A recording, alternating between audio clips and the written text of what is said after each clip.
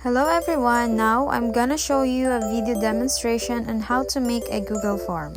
Firstly, open your Google Drive and then select New, and also after that, select Google Forms. After selecting Google Form, it will appear like this. So it will appear on your screen at makita po natin yung untitled form sa taas. First, type your title. So this Google form is for alumni homecoming. So papalitan po natin ito. So for me, ilalagay ko ay alumni homecoming registration form. Ilagay natin sa gilid. Ito na po siya yung nasa unahan. You can make it bold, italic, underline it if you want, and insert link and also remove formatting. And then below our title is the description of our forms. So you can tell here kung tungkol saan ba or any description about your form. Ayan, so yung description na ilalagay ko po is, welcome, we are excited to invite you to our alumni homecoming. Please fill out this form to confirm your attendance and to help us plan a meaningful event. Thank you. Ayan. After the title and description, we will move to our questionnaires. Ito na po yung sasagutan ng mga respondents. Our first question is the full name of the respondents. Ayan. So, dyan po nila isusulat yung kanilang pangalan. So, we will choose what type of questionnaire po ang ating pipiliin. Ilalagay po natin is short answer kasi isang sagot lamang po. And turn on the required button.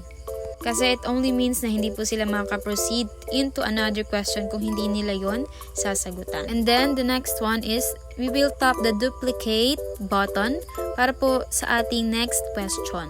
Next, our next question is all about their age and their nickname. And then, pipiliin lang po natin ulit kung ano yung type ng answer. So, piliin natin yung short answer, then required. And then, duplicate ulit po natin. Next question is all about the year graduated. Ayan, so kung kailan po sila graduate. And we will pick the short answer ulit para ilagay na lang po nila kung anong yung year nila. And then duplicate. And now move to our next question. Ang atin pong next question is the strand and section ng mga respondents po natin. And then we will choose the type of answer. So we will choose the multiple choice. So isusulat po natin dyan yung mga section and strand. Ayan, so for example, GAS or General Academic Strand, at ang kanya pong section ay Rizal. And next option po is GAS at ang section naman po ay Luna. Next section, next strand is UMS and its section is Mabini. Then UMS ulit, and the section naman po ay Makapagal. Maybe you are wondering kung bakit po multiple choice yung type of answer. It's because kailangan nila pumili ng isa lamang na answer. Move to our next question. So we have our question, will you attend the alumni homecoming? So ipakita ko po sa inyo, hindi lamang po puro multiple choice yung pwede natin gamitin or short answer. Meron din po tayong checkbones. So we use checkbones kung gusto natin na mas madami ang piliin na answer ng ating respondents or more than one answer. But dito sa question natin, kailangan po isa lamang ang sagot. So piliin po natin yung multiple choice. And then duplicate po again. And next, our next question.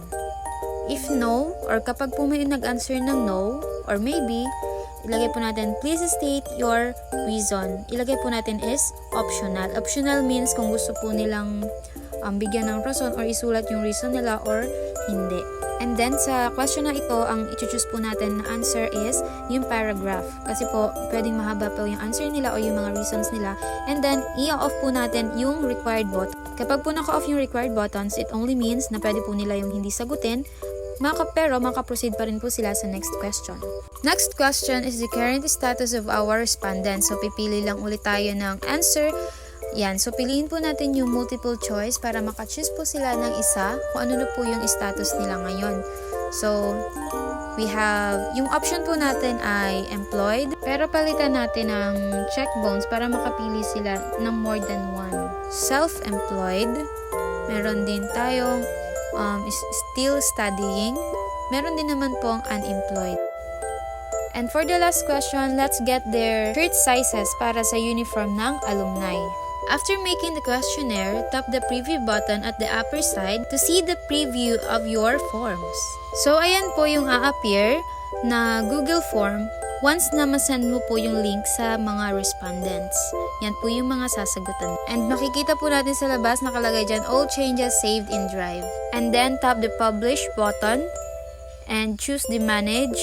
Ayan, makikita po natin dyan yung editor view, ilagay po natin yung restricted, itap natin, palitan natin ng anyone with the link.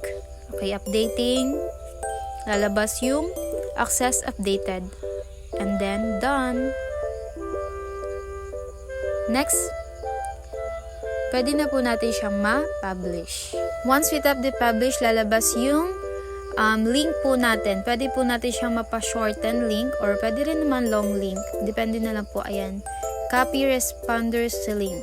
Shorten link or shorten URL. Pwede rin namang hindi siya i-shorten. It depends on you, then copy, save. Let's try to answer our form. Ayan, sasagutan ko po yung form. Isasend ko yung link. Yung kinapi ko na link kanina doon, isasend ko sa aking account to check or to respond po doon sa ating form.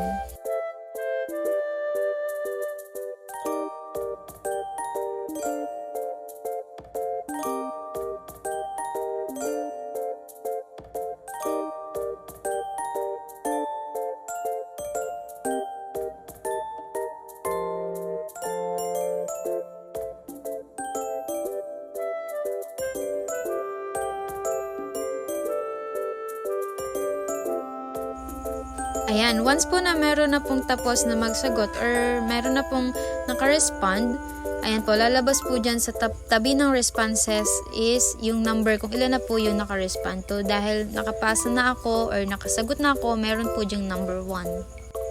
And then, let's tap the link to sheets. Ayan, so lalabas yan. Ilagay po natin select existing spreadsheet. Ayan, mapupunta po tayo sa Excel or sa sheets. Ayan po, yan po yung parang summarize ng nakasagot na.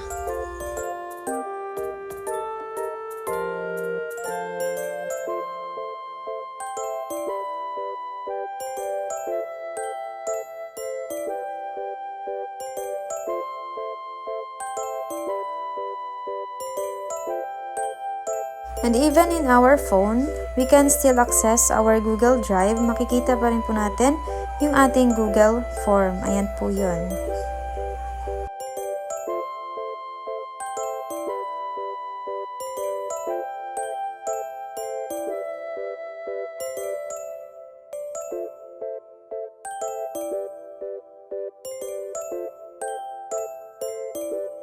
And yeah, that's all. Thank you.